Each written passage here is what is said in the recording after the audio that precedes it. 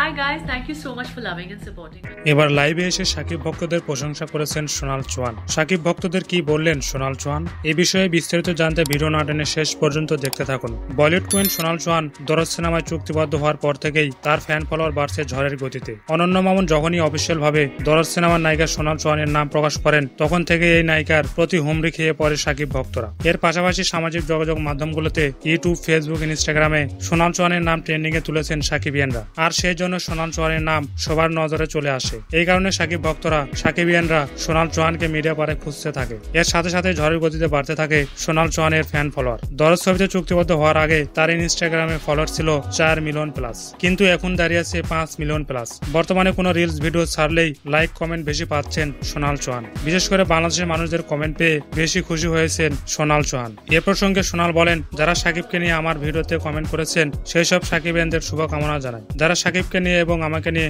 মাতামাতি করেছেন তাদের প্রতি আমার ভালোবাসা রইল। এই কথাগুলো সোনাল চৌহান নিজেই লাইভে এসে বলেছেন।